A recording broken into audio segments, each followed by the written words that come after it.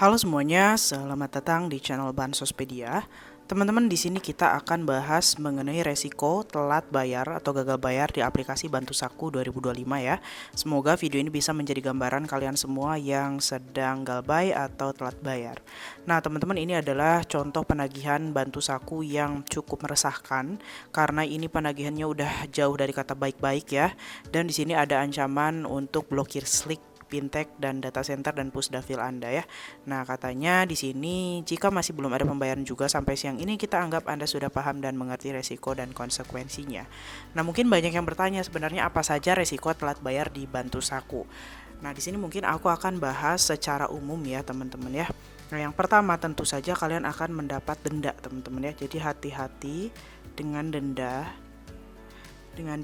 harian ya teman-teman ya. Untuk denda dari Bantu Saku sendiri itu beda-beda tiap akun, tapi karena Bantu Saku ini sudah OJK, maka dia itu diatur tidak akan 100% dari nilai pokok pinjaman Anda ya teman-teman ya.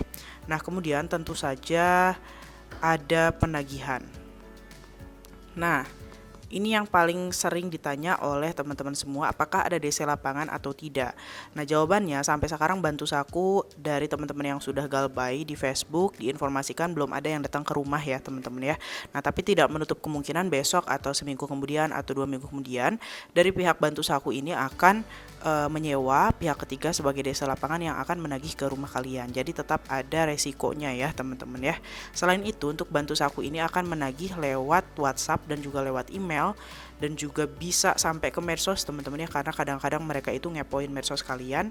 Nah, jadi penagihannya emang cukup berisik, nelpon tiap hari dan yang lain-lain, itu adalah konsekuensinya ya teman-teman ya. Jadi mungkin hidup kalian jadi kurang tenang ya. Tapi teman-teman, kalau kalian pengen penagihan yang nggak terlalu intens, setiap ditagih ya bales aja. Jujur aja kalau nggak ada uang, kalau kalian nggak sengaja digalbay atau ditelat bayar, pasti aku yakin kalian ada kemampuan untuk ada itikat baik lah ya, minimal ya teman-teman ya. Jadi katakan misalnya memang lagi nggak ada uang atau gimana, tapi jangan kasih harapan palsu, karena kalau kalian pinjam otomatis harus kalian bayar ya teman-teman ya. Nah, teman-teman juga bisa mengajukan pemutihan atau penghilangan bunga kalau misalnya memang benar-benar tidak bisa bayar galbay tapi ada kemauan untuk melunasi begitu ya. Nah, yang ketiga yang disebutkan oleh DC ini adalah blokir Slick teman-teman ya. Nah, Slick OJK. Nah, Slick OJK itu dulu namanya BI Checking teman-teman. Nah, hati-hati dengan Slick OJK ini karena bisa jadi memang benar Slick OJK kalian akan diblokir, dengan kata lain daftar hitam teman-teman ya, karena kan si Bantu Saku ini kan adalah aplikasi pinjaman online yang OJK. Maka kalau kalian galbay tentu saja akan mempengaruhi Slick OJK. Jadi ancaman mengenai blokir Slick ini bisa jadi benar teman-teman ya.